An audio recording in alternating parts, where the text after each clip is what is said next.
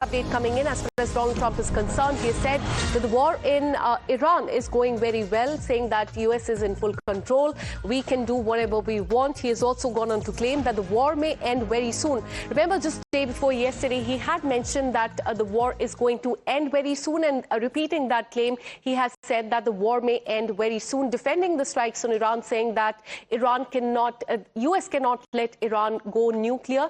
He has upped the rhetoric against Iran, saying that we had to do a little journey down Iran. I did not want to do that, but we had to do because we cannot let them have a nuclear weapon. Donald Trump went on to say that war in Iran is going along swimmingly. We can do whatever we want. It is perfect. It should be ending pretty soon. Listen in. Very well. And I will say the war in Iran is going along swimmingly. We can do whatever we want.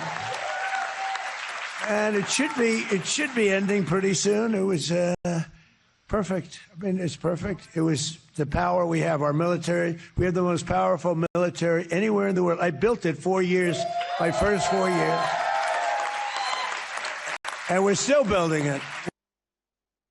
Last few days, Donald Trump has been repeating that the war may end very soon, war is going to end soon. So at this point in time, would it be right to say that the war is more or less settled in West Asia, at least for the next few days?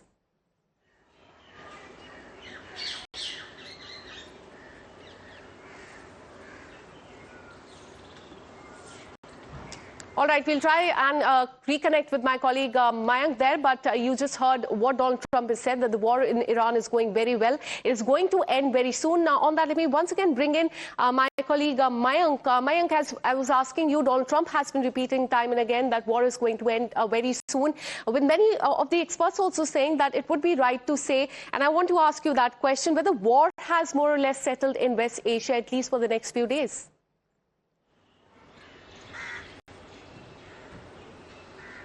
Good thing is that at least operations have ceased in that area, which they have stopped. But deadline, we cannot be believing into what kind of deadlines are there, because they have time, and again, it has been proven wrong. Deadlines were announced because right from the beginning, as far as the statements coming from the US was that the war is over. I mean, that statement came first in the first 4 days of the war, which had begun then. Right. So let us wait and watch for that at least. And going by the way the things are moving, definitely.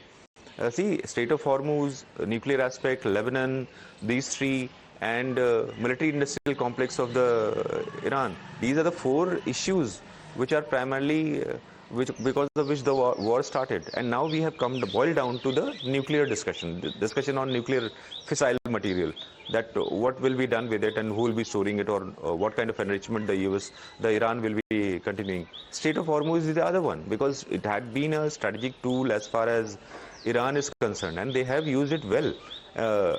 So what we see, wait and watch, because effectively regulation and control was initially in the Iran's hand. Now it is US which is stopping the cargo or maybe civilian vessels from moving out or entering in, which are routed for Iranian ports, or coming out from the Iranian ports.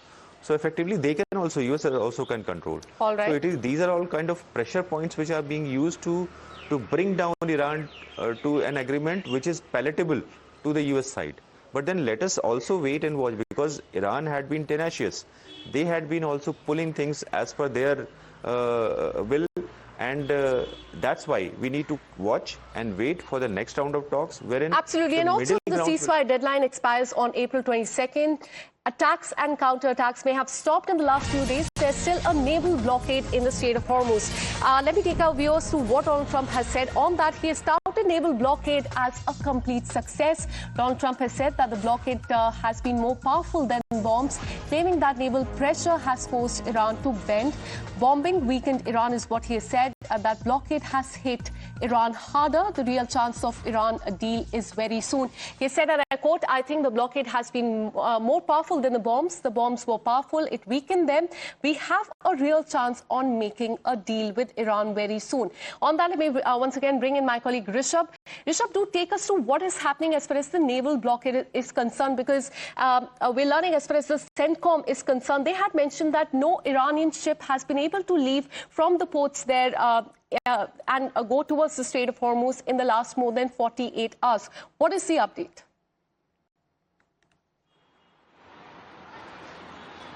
Well, these are claims that are being made by United States. These are counterclaims also being made by Iran. That Strait of Hormuz is strictly under their control. While USS Abraham Lincoln is at is in Gulf of Oman, about 200 kilometers south of Iranian coast, and wants to virtually block any movement towards Strait of Hormuz or from Strait of Hormuz, which means that if the choke point has been made at Strait of Hormuz by Iran, US wants to create a buffer zone between that choke point and one blockade point that they have decided, and wants to stop any Iranian ship movement or any ship that goes in and out of Iranian port. But the major question is US ready to take on, take heads on with China? Because the maximum ship, 82% of cargo, be it energy or other materials go in and out of Iran as we are talking, belongs to China.